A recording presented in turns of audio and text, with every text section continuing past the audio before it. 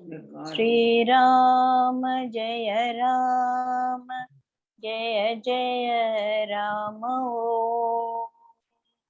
श्री राम जय राम जय जय राम ओ। श्री राम जय राम जय जय राम ओ। श्री राम जय राम जय जय राम ओ। योग वशिष्ठக்கான பிரேயர் படிக்கலாம். यतः सर्वाणि भूतानि प्रतिभान्ति स्थितानि च यत्रैवोपशमं यान्ति तस्मै सत्यात्मने नमः। ज्ञाता ज्ञानं तथा नेयं दृष्टा दर्शन दृश्यमुः कर्ता हेतुक्रिया यस्मात् तस्मै ज्ञानात्मने नमः। स्फुरन्ति सीकरा यस्मात् आनन्दास्याम्बरे वनौ सर्वेषां जीवनां तस्मै ब्रह्मानन्दात्मने नमः। Our salutations to the Satchit ஆனந்தமயமான பிரம்மனுக்கு. இப்ப நம்ம ஒரு முக்கியமான ஒரு கட்டத்துக்கு போகிறோம். அதாவது என்ன விஷயம் அப்படின்னா, நம்ம இது மட்டும் என்ன பார்த்தோம் அப்படின்னு ஒரு 5 minutes ரீகேப்சுலேஷன் பார்க்கலாம். இந்த மொத்த யோக வசிஷ்டாவுமே பந்த முக்திக்காக ஏற்பட்டது. பந்தம் எதனால்னு பார்த்தோம். பந்தம் நம்முடைய கருத்துக்களாலும் அழியக்கூடிய நிலையில்லாத கருத்துக்களுக்கு நம்ம அதிகப்படியான ஒரு முக்கியத்துவத்தை கொடுத்து அதையே பிடிச்சு, குருஜி சொல்றாரு இல்லையா, அதே பிடிச்சுன்னு தொங்காதீங்க அப்படின்னு, அது மாதிரி அதையே பிடிச்சுட்டு இருக்கிறதுனால நமக்கு பந்தம் ஏற்படுது. பந்த முக்தி வேணும் அப்படி ஆனா நம்ம கருத்துக்கள் உடைய ஒரு நிலையாமை. Perceptions are not true always. Perceptions are changing பர்செப்ஷனுக்கு நம்ம ஒரு அனாவசியமான ஒரு முக்கியத்துவத்தை கொடுப்பதுதான் நமக்கு பந்தத்தை ஏற்படுத்துதுன்னு தெரியணும். அப்ப பந்த முக்தி வேணும் அப்படின்னா இந்த பர்செப்ஷன்ஸ் எல்லாம் ஷார்ட் லிவ் பார்த்தோம் இல்லையா. நம்ம எதெல்லாம் உற்பத்தி ஆகிறதோ அதற்கெல்லாம் ஒரு முடிவு என்பது உண்டு அப்படின்னு சொல்லி நம்ம பார்த்து, இப்ப அதை நம்ம ரொம்ப whatever is created will undergo a cessation. படைக்கப்பட்டது எல்லாம் அழியக்கூடியது. எது படைக்கப்படவில்லையோ அதுவே சாஸ்வதமானது அப்படின்னு பார்த்தோம். இத நம்ம எப்படி நம்ம வாழ்க்கையில உபயோகப்படுத்திக்கிறது அப்படின்னா, இப்ப யாரோ மாமியார் எதிர் நின்று கத்தின்னு இருக்கா அப்படின்னா, யாரோ ஒருத்தர் நமக்கு மனசுக்குள்ள ஒரு தாக்கம் ஏற்படுது. வெளி உலகத்தில் நடக்கக்கூடிய விஷயங்களும் வெளி உலகத்து மனிதர்களாலும் பொருட்களாலும் நமக்குள்ள நம்முடைய உள்ளுலகமான இன்னர் வேர்ல்ட்ல சர்டன் தாக்கங்கள், எஃபெக்ட்ஸ் எல்லாம் உண்டாகுது. அது சில சமயத்துல நன்மையான ஒரு எஃபெக்டாக இருக்கு, சில சமயத்துல ஒரு ஹானி விளைவிக்க கூடியதாக இருக்கிறது. அந்த மாதிரி ஒருத்தர் நம்மளை பார்த்து ஒரு அனாவசியமா சத்தம் போடும்போது நமக்குள்ள ஒரு தாக்கம் ஏற்படுது. அது நமக்குள்ள சில கருத்துக்களே உண்டாக்குறது. இந்த மாமியார் ஏன் தான் இப்படி கத்தின்னு கிடக்குறாளோ, இவ எப்பதான் வாய் மூடுவாளோ, சில சமயத்துல ரொம்ப கொடுமையான இவ என்னைக்கு சத்து தொலைவாளோ தெரியலையே அப்படின்னு கூட நம்ம நினைச்சுப்போம் இல்லையா. சோ இதெல்லாம் நமக்கு அந்த நிமிஷம் வர ஒரு கோபம், அந்த நிமிஷம் வரக்கூடிய ஒரு சில ஒரு உணர்ச்சி மயமான ஒரு நிலைமைகள், இதெல்லாம் இப்பதான் அவங்க கத்த ஆரம்பிச்ச போதுதான் எனக்குள்ள உதிச்சது இல்லையா. அப்பது இப்பதான் தோன்றினது, இப்ப தோன்றினது கொஞ்ச நாள்ல அது அழிஞ்சு போகும் அப்படின்னு ஒரு நமக்கு அந்த ஞானம் வந்தானா அதற்கு நம்ம அபிரமிதமான ஒரு முக்கியத்துவத்தை தரமாட்டோம். ஆனா எல்லா விஷயங்களுமே அந்த மாதிரி ஒரு சீக்கிரத்துல சரிதான் போடா அப்படின்னு போகக்கூடிய விஷயங்கள் இல்ல இல்லையா? இந்த கொரோனா காலத்துல எத்தனையோ பேருக்கு வந்து ஹஸ்பண்ட் இறந்து போயிருக்காங்க, எத்தனையோ பேருக்கு பிள்ளைகளை பறி கொடுத்திருக்காங்க, எத்தனையோ பிள்ளைகளுக்கு வந்து தாய் தந்தையர் போயிருக்காங்க, சொந்த சகோதரர்கள் போயிருக்காங்க, சொந்த பந்தங்கள், உற்ற நண்பன், இந்த மாதிரி எல்லாருமே எத்தனையோ பேரை நம்ம இழந்திருக்கோம். அந்த இழப்பு என்பது நமக்குள்ள ஏற்படுத்தக்கூடிய ஒரு தாக்கமானது அது சிறிது காலத்துல மறையக்கூடியது அல்ல. ஆனாலும் அது மறையக்கூடியது. ஏன்னா நான் வந்து படிச்சு முடிச்ச உடனே இன்னும் வாழ்க்கையில செட்டில் ஆகல, மேல படிக்கணுமா, நம்ம அண்ணா வீட்டு ஆதரவு, அண்ணாவும் அண்ணியோட ஆதரவுல இருக்கோமே அப்படின் போது எங்க அப்பா திடீர்னு இறந்துட்டாங்க. அந்த சமயத்துல மனசுல இருந்த தாக்கம் இப்ப 40 வருஷம் கழிச்சு அதே தாக்கம் இருக்கான்னா டெஃபினெட்லி இல்ல. அந்த சமயத்துல இருந்த தாக்கம் வந்து ரொம்ப ஜாஸ்தியா இருந்தது. என்னடா நம்மள யாரானா மேல படிக்க வைக்க போறாங்களா, இல்ல வேலைக்கு அனுப்ப போறாங்களா, இல்ல யாரையானா பார்த்து கல்யாணம் பத்தி குடுத்துட போறாங்களா அப்படின்னு ஒரே குழப்பம். இந்த மாதிரி சமயத்துல அப்பா போயிட்டாரே எப்படி அப்படின்னு சொல்லிட்டு ஒரு ஆதரவற்ற ஒரு நிலையே அப்ப நான் உணர்ந்திருப்பேன். ஆனா இப்பவும் அதே மாதிரி இருக்கான்னா இல்ல. சோ காலங்கள் மாற மாற மாற, நிலைமைகள் மாற மாற மாற அந்த தாக்கங்களும் வந்து கொஞ்சம் கொஞ்சமா குறைஞ்சுகிட்டே வரும். சோ இப்ப நம்ம சில விஷயங்களால ஏற்படக்கூடிய சிறிய தாக்கங்களை வந்து நம்ம சமாளிக்க கத்துக்கணும். எப்படி கத்துக்கணும் அப்படின்னா நான் சொல்லியிருக்கேன், FIR reduction, frequency of getting upset, intensity of getting upset, recovery from the unwanted situation. F, frequency of getting affected. How often I get affected. வீட்லயே இருக்கிற ஒரு நாத்தனார நுயின்னு பார்த்தாலே எரிச்சல் வருது இல்லையா? சோ அந்த எரிச்சலை வந்து நம்ம கொஞ்சம் கொஞ்சமா குறைச்சுக்கணும். ஒரு நாளைக்கு 10 தடவை, பாவம் அவளுக்கும் என்ன பிரச்சனையோ அப்படின்னு நம்ம அந்த ஞானத்துக்குள்ள போயிட்டு அதை வந்து நம்ம வரப்படுத்திக்கிட்டோம்னா எவ்வளவு தடவை நம்ம அவங்கள பார்க்கும் போதெல்லாம் எரிச்சல் அடையிறது வந்து குறைஞ்சுக்கிட்டே வரும். அப்புறம் எவ்வளவு இன்டென்ஸ் அப்படியே கழுத்து பிடிச்சி நிறுத்திடலாம் போல் இருக்கு அப்படின்ற வரக்கூடிய அந்த இன்டென்சிட்டி ஆஃப் தி அஃப்ளிக்ஷன்ஸும் குறையணும். அதே மாதிரி சரி கோவம் வந்து தாத்பூர் தஞ்சாவூர் வீழ்ச்சி முடிச்ச அப்புறமா ஏன் நான் போய் இப்படி பண்ணேன் அப்படின்னு சீக்கிரம் வந்து நம்மளோட நடுநிலைமைக்கு நம்ம வரக்கூடிய நேரமும் குறைஞ்சிட்டே வரணும். frequency of getting upset, high intensity of the afflictions and or recovery period from the upset. So நம்ம இப்படி தராசு போகும்போது அந்த தட்டுல எதனா வச்சா இது மேல வரும். அதே நம்ம வந்து சந்தோஷத்துல உபி குதிக்கும் போது இந்த பக்கம் எதனா அந்த தலையில ஒரு வெயிட் வந்தா இது உயரும் அப்படின்னு ups and downs are always possible, are always there. எப்பவுமே மேலும் மேல் போகுவது கீழே இறங்குவது என்பது ஒரு சாஸ்வதம் அற்ற ஒரு நிலைமை. அங்கதான் நம்ம அந்த ரியல் அண்ட் அன்ரியலை பார்த்தோம். ஆனா நம்ம வாழ்க்கையில் நடக்கக்கூடியது நிதர்சனமானது. அதுக்கு நம்ம என்ன பெயர் வச்சிருக்கோம்? அப்சல்யூட் ரியாலிட்டி என்பது வந்து எதுவுமே நிலை இல்லாதது, இந்த உலகமே மாயாமயமானது அப்படின்றது வந்து அப்சல்யூட் ரியாலிட்டி. அங்க நம்ம எப்பவுமே ஸ்திரப்பட்டு நிக்க முடியறது இல்ல.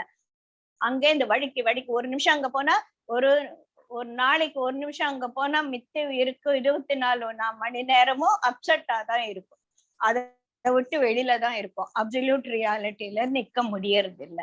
அப்போ இது அப்பேரண்ட் ரியாலிட்டி என்ற உண்மை வந்து அந்த சமயத்துல நமக்கு வந்து உணர்ச்சி பூர்வமா நம்ம உணர முடியறது இல்ல.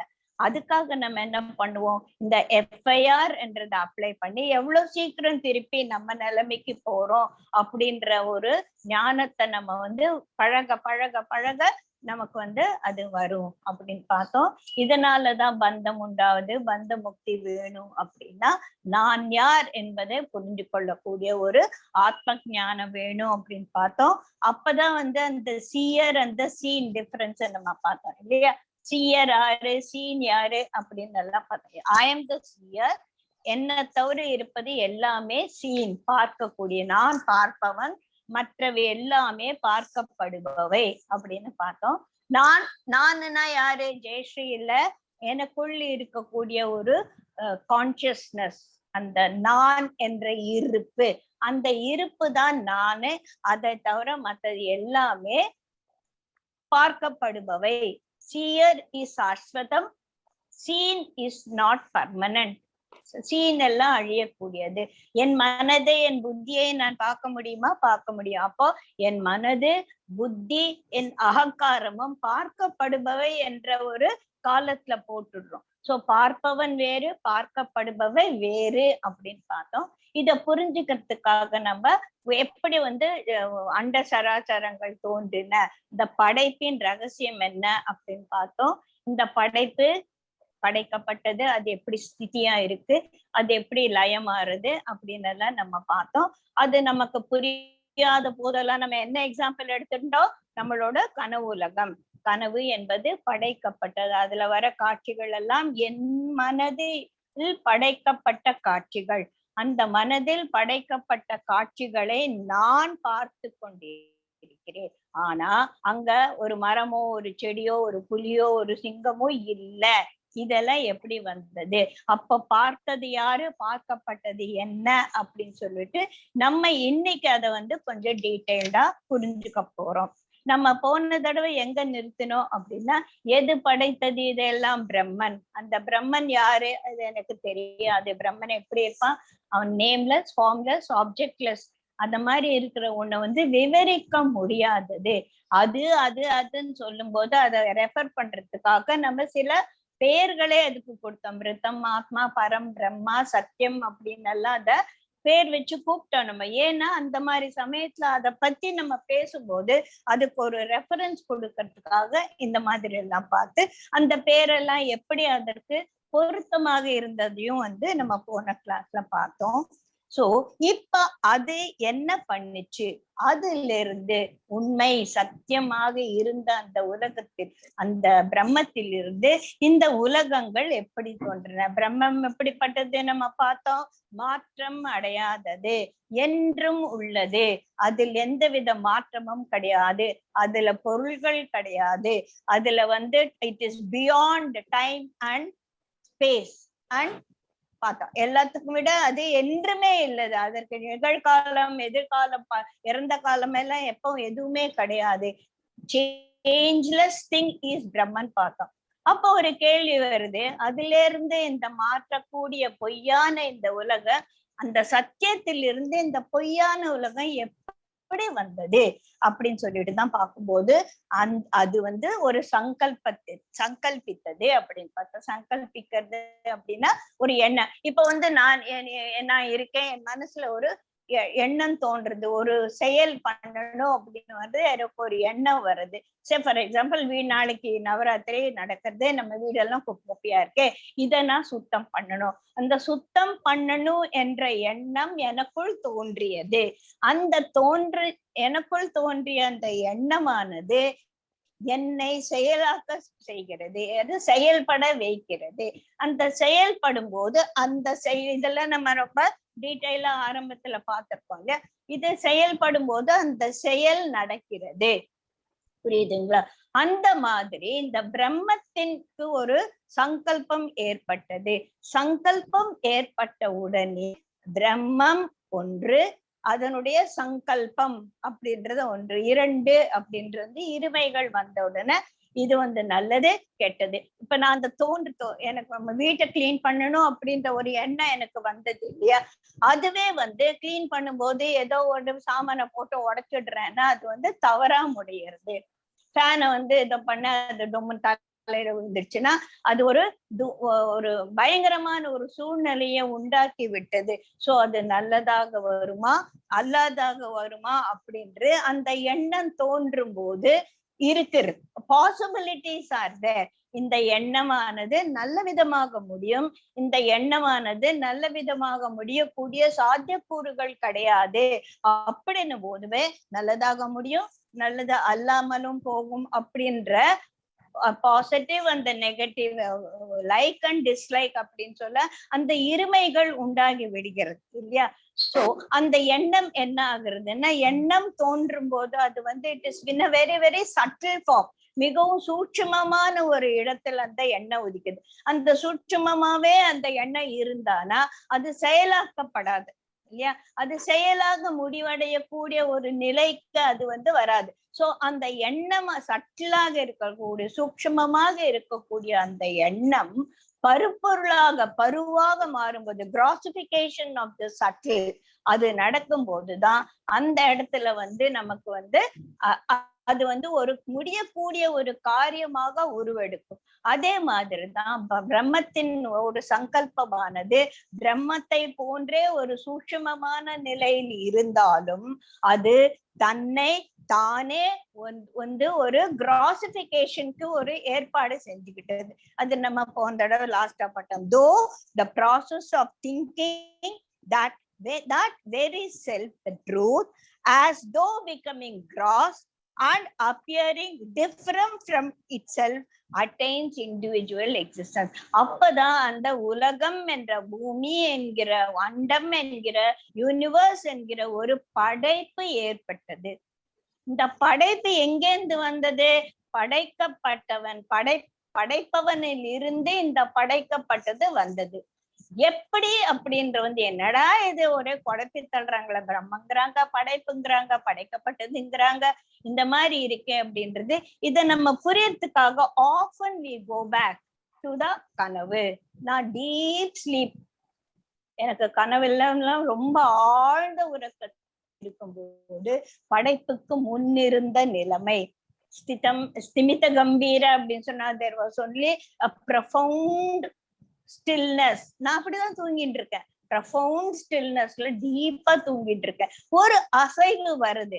அப்ப அந்த depth of the sleep disturb ஆகும் போது இருக்கிற இம்ப்ரெஷன்ஸால எதையாலயோ ஏதோ ஒண்ணு தூண்டப்பட்ட கனவு வருது இல்லையா?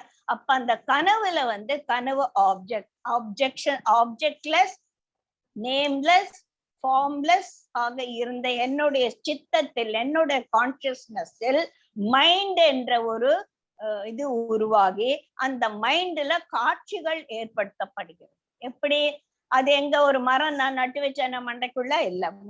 மரம் வருது, புலி வருது, மான் வருது, நல்லது வருது, பயம் வருது, சந்தோஷம் வருது. நான் ஒரே பொண்ணு கல்யாணத்தை செலிப்ரேட் பண்ற எல்லா விதமான உணர்ச்சிகளும், உணர்வு பூர்வமான ஒரு நிலைமையும், நிறைய விஷயங்களும் எனக்கு கனவுல வருது. எங்க திருவண்ட மூளையில, அது எவ்வளவு இருக்குன்னு கூட தெரியாது. அந்த மூளையில இருக்கக்கூடிய அந்த மனதுக்குள்ள இது எது தோன்றுவிக்கிறது?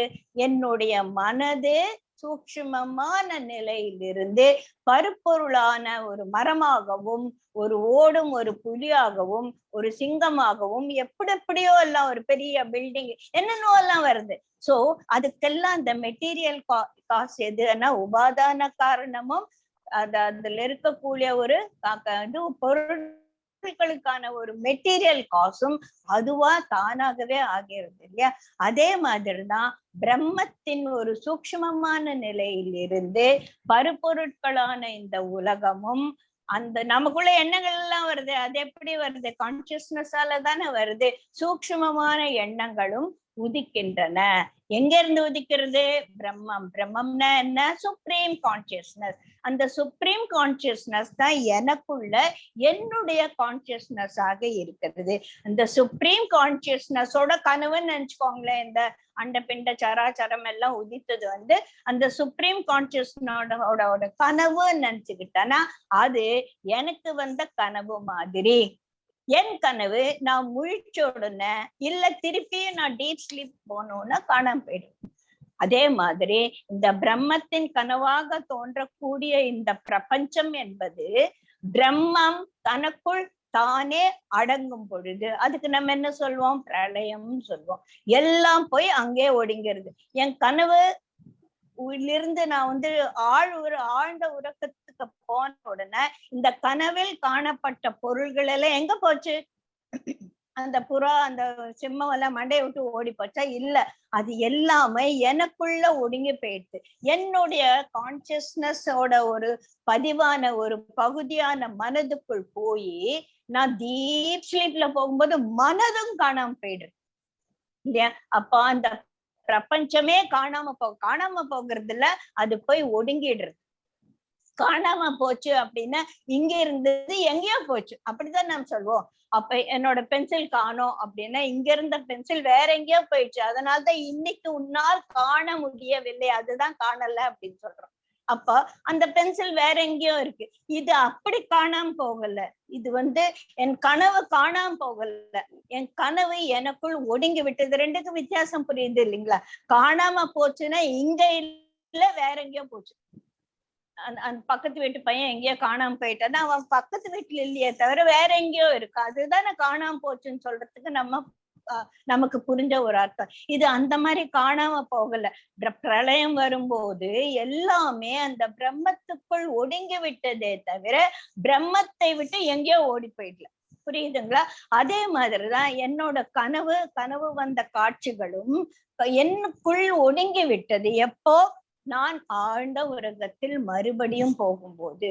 கனவு வர்றது ஒரு யுகா, கனவு இல்லாம ஒரு ஆழ்ந்த தூக்கத்தை யுகாதின்னு வச்சுக்கலாம். அப்ப அந்த ஸ்டில்னஸ், ப்ரொஃபவுண்ட் ஸ்டில்னஸ் தான் இருந்தது மாதிரி என் மனது நிச்சலமாக இருக்கிறது. அதுல கனவுகள் தோன்றும் பொழுது எப்படி இந்த பிரபஞ்சம் உண்டானதோ அது போல எனக்குள்ள ஒரு உலகம் உண்டாச்சு. நான் திருப்பியும் ஆழ்ந்த உலகத்துக்கு போன போது எனக்குள் உண்டான இந்த உலகமானது எனக்குள்ளேயே அடங்கி விட்டது. பிரம்மத்திலிருந்து உண்டான அந்த பிரபஞ்சம் மறுபடியும் பிரம்மத்திலேயே ஒடுங்கி விட்டது. அப்போ இப்ப புரியுதா? பிரபஞ்சம் பிரம்மம் என்பது ஒரு விதமான இயக்கமும் இல்லாதது, அழிவே இல்லாதது. அதுக்குள்ள எப்படி அழியக்கூடிய ஆத்மா ஒரு பொருட்கள்லாம் தோன்றும்னா என் கனவில் எப்படி தோன்றியதோ அப்படித்தான் தோன்றியது. இந்த மாதிரி நிறைய தியரிஸ் அபவுட் தி பிரபஞ்சம் எப்படி தோன்றியது அப்படின்றதுக்கு நிறைய விதமான ஒரு தியரி சொல்றாங்க. சயின்டிபிக்கா என்ன சொல்றாங்க?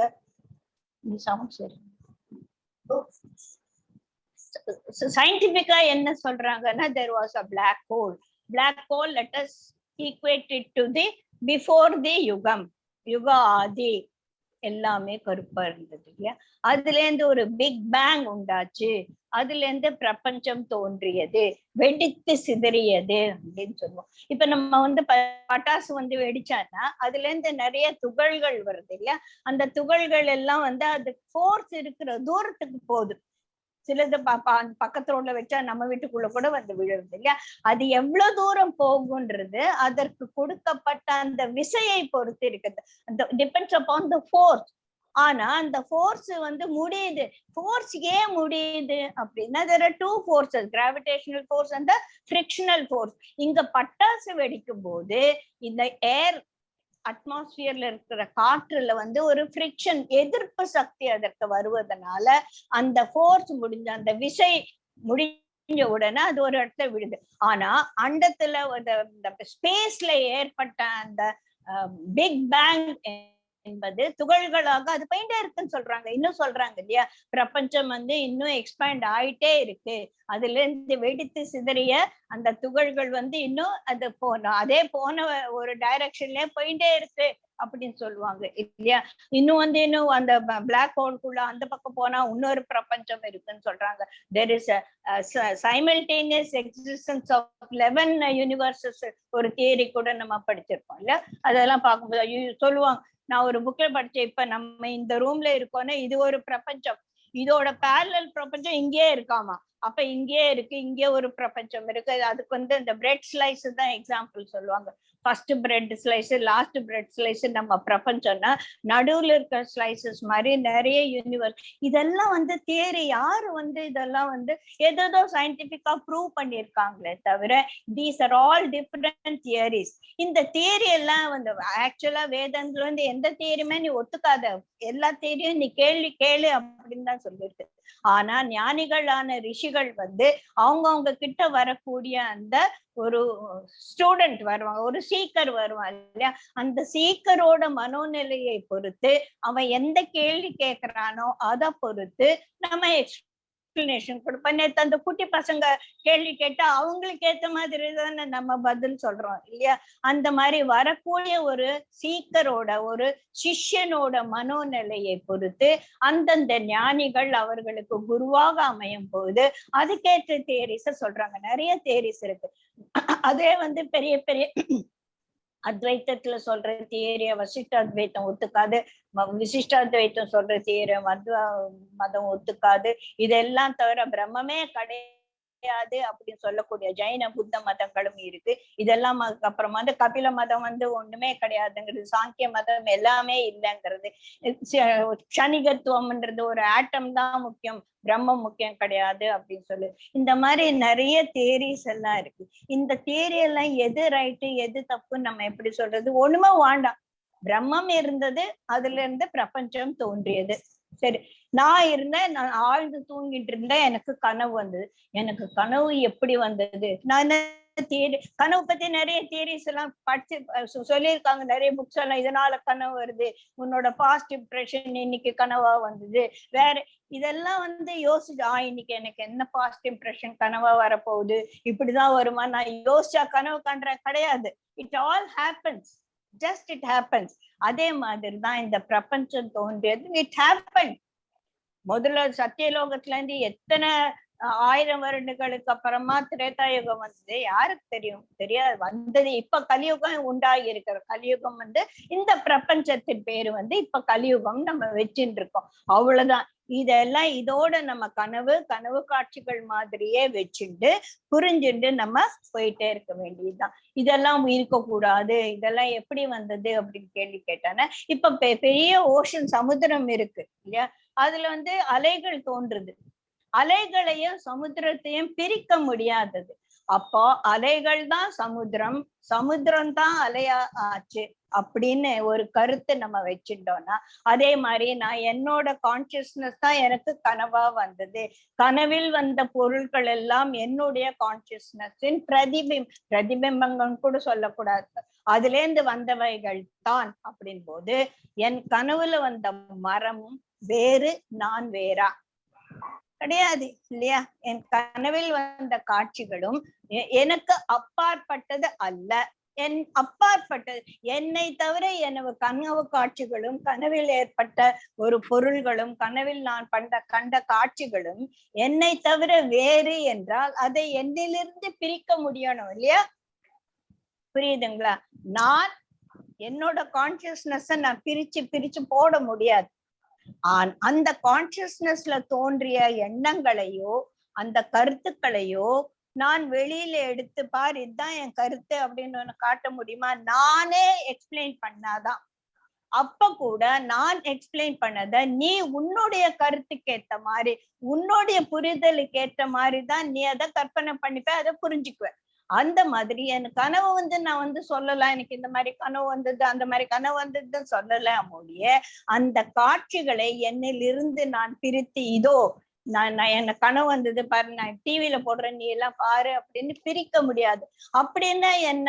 கனவு காண்பவனும் கனவும் வேறு அல்ல. கனவு காண்பவனும் கனவில் கண்ட காட்சிகளும் வேறு அல்ல. கனவு காண்பவனும் கனவில் வந்த பொருள்களும் வேறு அல்ல. அதே மாதிரிதான் இந்த படைக்கப்பட்ட இந்த பிரபஞ்சமானது படைக்கப்பட்ட பிரம்மத்தை தவிர வேறு இல்லை. புரியுதுங்களா? இதுனா ஒரு மனதுக்குள்ள இடறிச்சுன்னா ப்ளீஸ் சொல்லுங்க, ஏன்னா இது புரியணும். அப்பதான் வந்து நமக்கு வந்து அந்த real unreal absolute reality apparent reality எல்லாம் நம்ம மனசுக்குள்ள தங்கும், அங்க நிக்கும். அப்பதான் நம்ம வந்து இந்த வாழ்க்கையை நம்ம கையாள முடிஞ்சு, அப்பதான் நம்ம எப்படி இதெல்லாம் தெரிஞ்சுண்டு ராமர் வந்து தன் வாழ்க்கைய 14 வயசுலயே இதெல்லாம் புரிஞ்சுண்டு கடைசி மட்டும் ராமராஜ்யமாக ராஜாராமனாக சீதாராமனாக தசரத ராமனாக எப்படி வாழ்ந்தான். டிஃப்ரெண்ட் ஒரு நிலைகள் இல்லையா? நானும் வந்து நான் கூட தான் தன்ராஜோட வைஃபு, சுபாவுக்கு அம்மா, பூர்ணிக்கு மிருதுராவுக்கு பாட்டி, எங்க அம்மாவுக்கு பொண்ணு, லலிதா அக்காவுக்கு நான் தங்க, இந்த மாதிரி வேறு வேறு வேறு வேறு விதமான ஒரு நம்மளுடைய ரோல்ஸ் இன் லைஃப் வந்து நம்ம எப்படி கையாளணும், எப்படி ராமர் கையாண்டார், ஏன் எப்படி அவனால முடிஞ்சது அப்படின்னா அவருக்கு இந்த ஞானம் நல்லா புரிஞ்சது. இத வந்து மனதுக்குள்ள நிலை நிறுத்தி கொண்டார். அந்த மாதிரி நமக்கு நிலை நிறுத்தணும்னா இந்த கனவு காண்பவன் வேறு, கனவு பொருள்கள் வேறு அல்ல, இரண்டு ஒன்று. நம்ம முதல்ல என்ன பார்த்தோம்? சீயர் அந்த சீன், நான் சீயர், மற்றதெல்லாம் சீன். நான் பார்ப்பவன், மற்றதெல்லாம் பார்க்கப்படுபவை. பார்க்கப்படுபவை வேறு, நான் வேறு அப்படின்னு தானே பார்த்தோம். இது நான் பார்த்துட்டு இருக்கேன், இதுதான் நானா? ஜெயஸ்ரீ கல்யாணத்துக்கு வர்றேன் அப்படின்னா இதை அனுப்பிச்சு விடுறேன், அப்படியே முடியுமா? அதெல்லாம் முடியாது இல்லையா? சோ அந்த மாதிரி அப்ப வேறுதான் பார்ப்பவனும் பார்க்கப்படுபவையும் வேறுதான்றது நமக்கு நல்லா புரியுது. வேறு அல்ல அப்படின்றது புரிய மாட்டேங்குது இல்லைங்களா? வேறுன்னு நான் சொன்னேன், ஓகே ரைட், நான் வேறு, நான் பார்க்கக்கூடிய இந்த சங்கீதா வேறு, சித்ரா வேறு அப்படின்னு சொல்லிட்டு எனக்கு தெரியுது.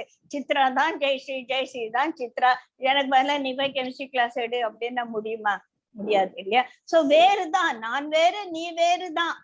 அது வந்து அது வந்து நான் நீ வேறு இல்லைன்னா நான் ஒத்துக்க மாட்டேன்.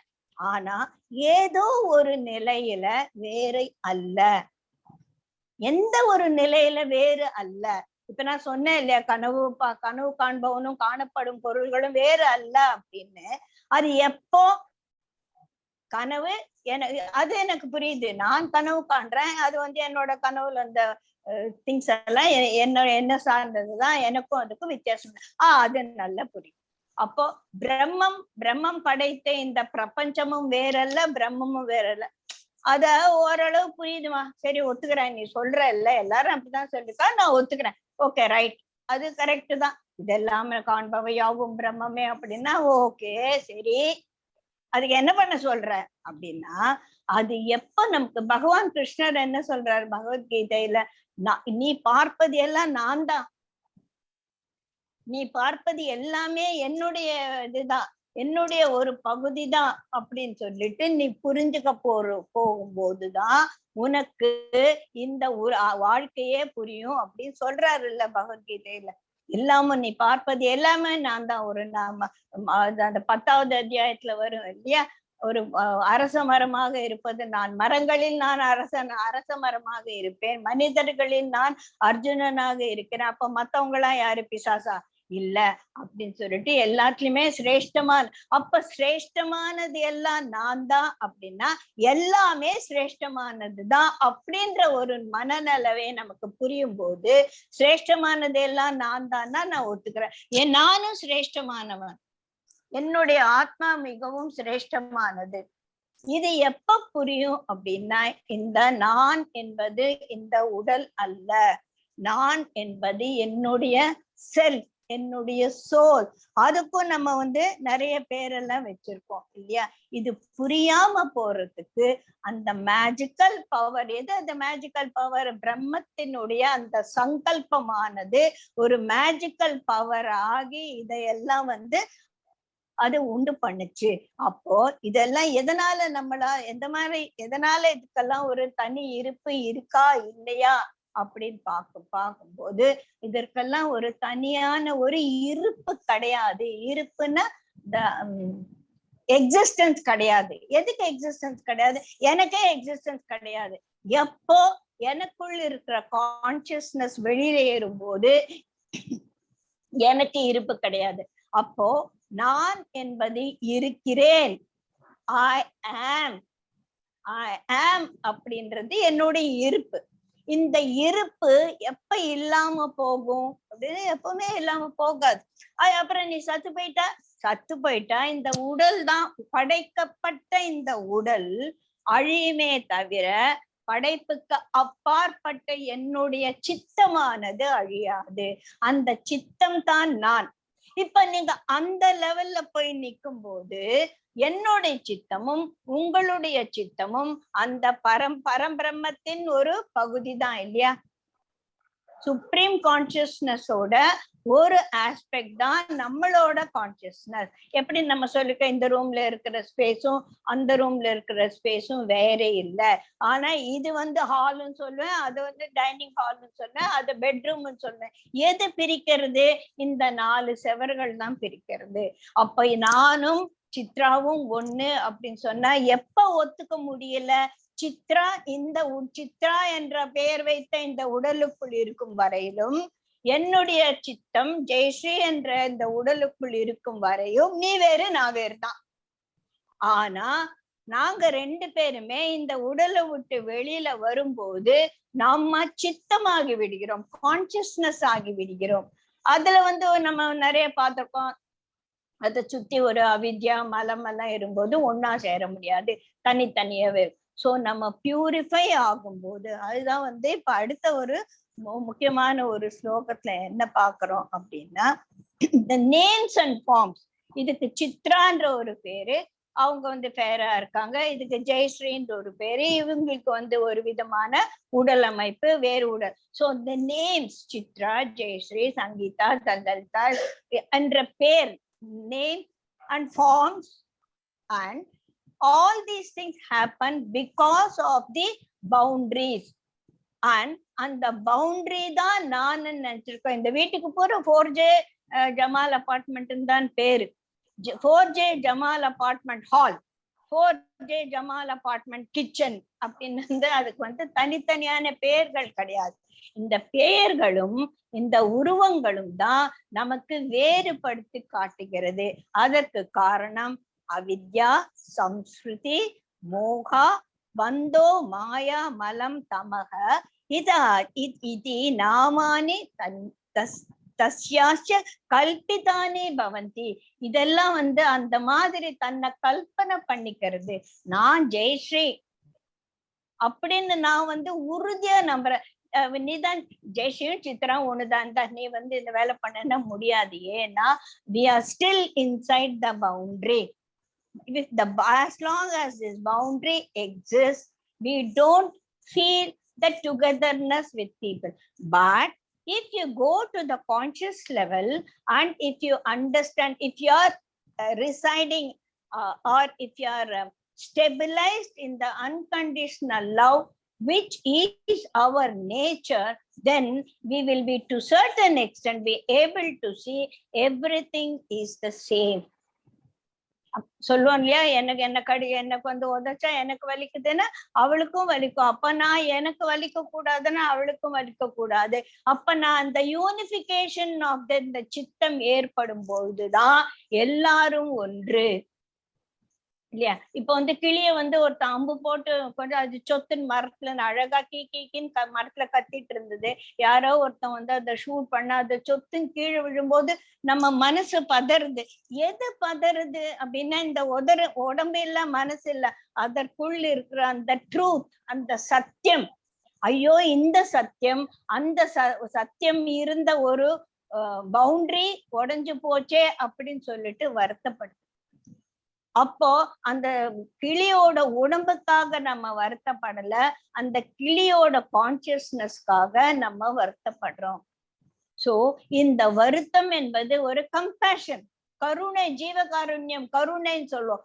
கருணை, ஜீவகாருண்யம், அன்பு, அன்கண்டிஷனல் லவ், இதெல்லாம் எப்படி ருத்தமாத்மா, பரம்பிரம்மா அப்படின்னு அதுக்கெல்லாம் பேர் வச்சோமோ, தீஸ் ஆர் ஆல் த நாமானி கல்பிதானி. எதுக்கு? என்னுடைய ஒரு உள்ளார்ந்த என்னுடைய ஆத்மாவுக்கு, ஆத்மாவின் குணங்களாக இருப்பவை. புரியுதுங்களா?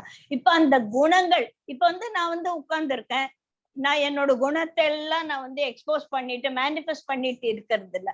அந்தந்த நேரத்துக்கு ஏத்த மாதிரி எனக்குள்ள அந்த குணங்கள் மேனிஃபெஸ்ட் ஆகுது இல்லையா.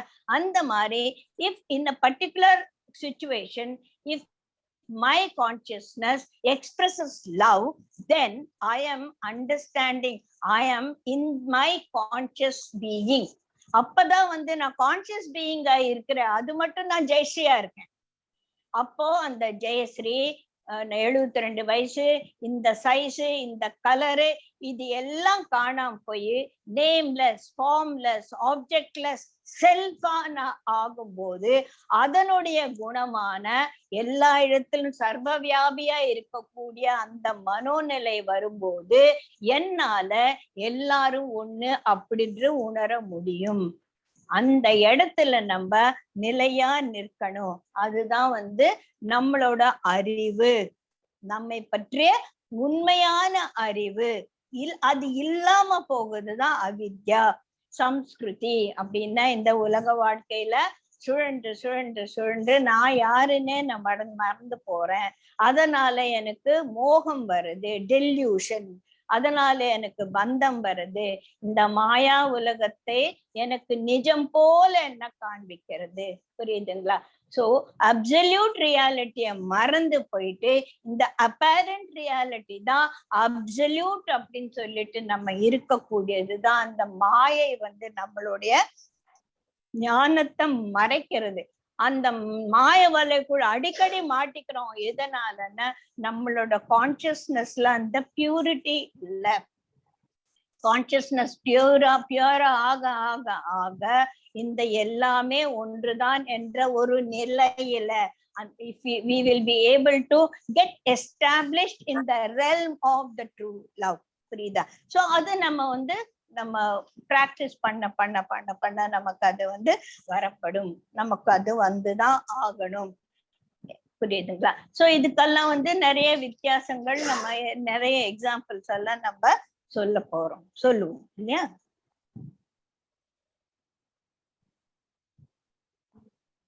அப்ப இதுக்கு ஒரு சின்ன கதையை பார்க்கலாம். ஒரு ஞானி இருந்தாரா.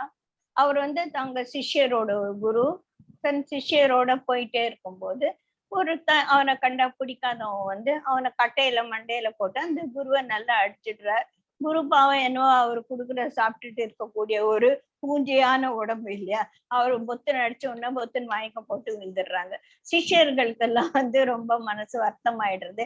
ஐயோ நம்ம குருவை இப்படி அடிச்சுட்டானே அப்படின்னு சொல்லிட்டு குருவை வீட்டுக்கு எடுத்துன்னு போய் அவருக்கு சம்ரட்சணை எல்லாம் பண்ணி அவருக்கு சிசுஷை பண்ணி அவருக்கு கொஞ்சம் நினைவு வரும்போது, குருவே நான் யாருன்னு தெரியுதா அப்படின்னு கேட்போம்ல. மயக்கம் தெளிஞ்சோன்னா யாருன்னு புரியுதா? ஏன் கேட்போம் அந்த கேள்வி? நான் யாருன்னு நீ சொல்லணுன்றதுக்காக இல்ல, நான் யாருன்னு கேட்டு உன்னால என்ன ரெக்கக்னைஸ் பண்ண முடியுதுன்னா நீ கான்சியஸா இருக்கேன்னு அர்த்தம் இல்லையா? அந்த மாதிரி சிஷ்யர்கள்லாம் ஒரு பிரதம சிஷ்யம் அந்த குருவை பார்த்து கேட்கிற, குருவே நான் யாருன்னு எனக்கு தெரியுதா? ஓ தெரியுதே, நீ அப்பவே என்ன அடிச்சவனும் இப்ப எனக்கு சிசுஷ பண்றவனும் சேவகம் பண்றவனும் ஒத்தந்தானே அப்படின்னு அந்த மாதிரி ஒரு நிலைக்கு ஞானி போறார். அப்போ ஞானிக்கு அது முடியுது. நம்மள்லாம் இப்பதான் 1ஆம் கிளாஸ்ல இருக்கோம். 1ஆம் கிளாஸ்ல இருக்கோமோ எல்கேஜில இருக்கோமோ தெரியல. படிச்சு படிச்சு படிச்சு இதையெல்லாம் திருப்பி திருப்பி திருப்பி நமக்கு சொல்லிக்கிட்டு நம்ம அந்த நிலைக்கு போனோம். அந்த நிலைக்கு போறோமோ இல்லையோ அது வேற விஷயம். ஆனா நம்மளோட வாழ்க்கைய இந்த ஒரு ஞானத்தை வச்சுட்டு கையாளக்கூடிய ஒரு உயர்நிலைக்கு அட்லீஸ்ட் நம்ம போகணும் இல்லையா?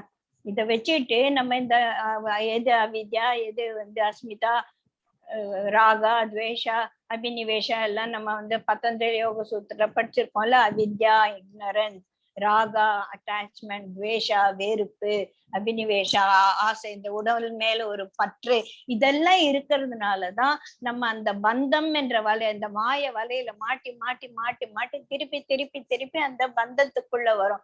வாழ்க்கை பாடங்கள் நமக்கு கற்று தர தர சிச்சுவேஷன்ஸ் வர வர ஒவ்வொரு தடையும் வழிக்கு வழிக்கு கீழே விழ விழ விழ விழ நம்ம ஒவ்வொரு தடையும் எழுந்திருக்கிறோம், விழுந்து அப்படியே கிடக்குறோம் இல்லையே. we have got so many things happened in our life. அதெல்லாம் நம்ம தாண்டி தாண்டி தானே வரும். தினம் ஒரு பிரச்சனை வந்தது, அதெல்லாம் தாண்டி ஒவ்வொரு வயசுலயும் ஒவ்வொரு பிரச்சனை ராமர் முதலே சொல்றாரு இல்லையா, இளமையில இருந்து ஒரு பிரச்சனை, குழந்தையா இருக்கும் போதே ஒரு பிரச்சனை, ஒரு சம்சாரியான பிரச்சனை, ஞானியான பிரச்சனை, எப்ப பார்த்தாலும் பிரச்சனைகள் தான் வருது. அப்பப்ப கொஞ்சம் சந்தோஷமா வருது, இல்லைன்னு சொல்லக்கூடாது. ஒரே துக்கமயமான வாழ்க்கையை நம்ம சொல்லக்கூடாது. துக்கம் இல்லாம சில சந்தோஷமான நிகழ்ச்சிகளும் நம்ம வாழ்க்கையில நடந்திருக்கு இல்லையா? சோ இந்த சந்தோஷமும் துக்கமும் நமக்கு பிடிக்காதவர்களுடன் வாழ வேண்டிய ஒரு சந்தர்ப்பம். ஹஸ்பண்டே அந்த மாதிரி இருந்தா நம்ம என்ன பண்ண முடியும்? விட்டுட்டா ஓட முடியும் இல்லையா? சோ விட்டுட்டு ஓடுறதுன்ற ஒரு சான்ஸ் இருந்தா போயிட வேண்டியதுதான், அது வேற விஷயம். குருஜி சொல்றால முடிஞ்ச மட்டும் நீ அட்ஜஸ்ட் பண்ணிக்க பாரு, முடியலன்னா ஓடிடு, இல்ல ஃபைட் ஆர் ஃபிளைட் அப்படின்னு சொல்லுவோம் இல்ல. இத எதிர்த்து நில்லு, இல்லைன்னா வேற உன் வேலையை பார்த்துனப்போ. அது எல்லாருக்கும் எல்லா சமயத்திலயும் சாத்தியமாகும் நம்ம சொல்ல முடியாது இல்லையா. எப்பப்ப அப்ப சாத்தியம் இல்லாத ஒரு நிலைமை வரும்போது அதுல இருந்து நம்ம ஒரு வழியாக அட்லீஸ்ட் ஒரு 4 நாள் கழிச்சாவது அந்த கோபத்துல இருந்து வெளிவரத்துக்கு நமக்கு இந்த ஞானம் எல்லாம் புரியணும். எது என்ன ஞானம்? எதுவுமே சாஸ்வதம். அந்த 4 பிரின்சிபல் சொன்ன இல்லையா, எது எல்லாமே மாறக்கூடியது, இந்த ஒரு நிலைமையை தவிர்க்க முடியாதது. பகவானே நீதான் இத இந்த மாதிரி ஒரு நிலையிலிருந்து என்ன மாத்தி நல்ல சந்தர்ப்பத்துல என்ன வைக்கணும், உன்கிட்ட நான் சரண் அடைஞ்சிட்டேன். இல்லைன்னா உன்னோட எனர்ஜியை ரேஸ் பண்ணி எது உனக்கு பாதகமாக இருக்கிறதோ அதுல இருந்து நீ வெளிவருவதற்கான முயற்சியில் ஈடுபட வேண்டும். இத நம்ம முயற்சி செஞ்சுக்கிட்டே இருக்கும்போது முடியாம போகாது. முடியும் வரை முயற்சி செய். எது முடியும் வரை? உன்னால முடியும் வரை இல்ல, காரியம் முடியும் வரை. முடியும் வரைன்றதுக்கு 2 மீனிங் இருக்குல்ல. என்னால முடியல அது கிடையாது, முடியும் வரை முயற்சி செய். முடியாமலாம் போகும், என்னைக்கு ஒரு நாள் முடியும் இல்லையா. ஜெய் குருதேவ்.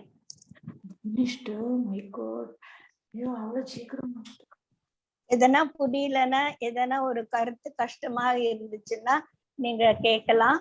ஏதோ எனக்கு தெரிஞ்சதுன்னா நான் எக்ஸ்பிளைன் பண்றேன். இந்த ட்ரீமை வச்சுக்கோங்க. கனவு, கனவு காட்சிகள், கனவில் வந்த பொருட்கள்.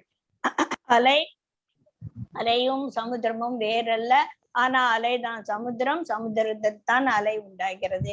அலையையும் சமுத்திரத்தையும் பிரிக்க இயலாது. தங்கத்தில் செய்ததுதான் வளையல்.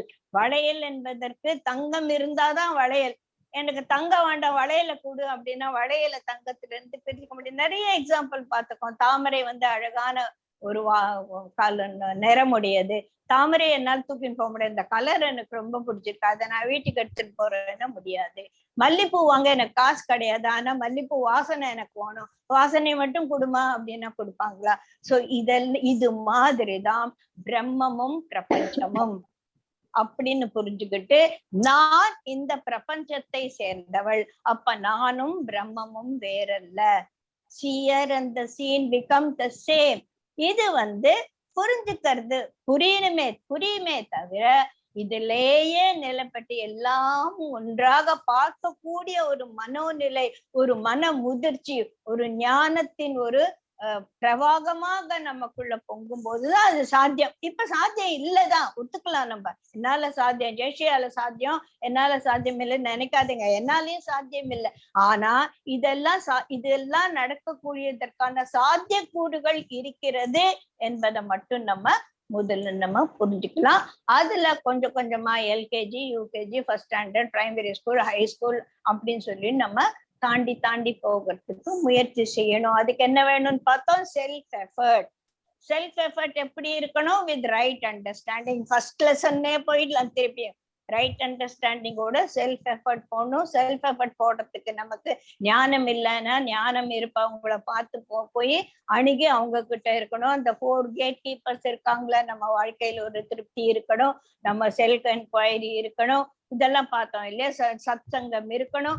இந்த மாதிரி எல்லாம் நிறைய நம்ம கேள்விப்பட்டிருக்கோம். இதெல்லாம் அடிக்கடி we have to go back to our scriptures very often and understand them diligently. ஒவ்வொரு ஸ்கிரிப்சரும் அடிக்கடி படிக்கணும். பகவத்கீதையை திருப்பி படிக்கணும். யோக வசிட்டாவை திருப்பி நம்ம கேட்கணும். கேட்டு இதுதான் அப்படின்னு சொல்லிட்டு நம்ம வாழ்க்கையில் வரக்கூடிய அந்த தடுமாற்றமான ஒரு சிச்சுவேஷன்ல இருந்து எம்பி மேல வரும். முயற்சி செய்யலாம். ஜெய் குருதேவ். ஜெய் குருதேவ். ஜெய் குருதேவ். ரொம்ப சூப்பர்.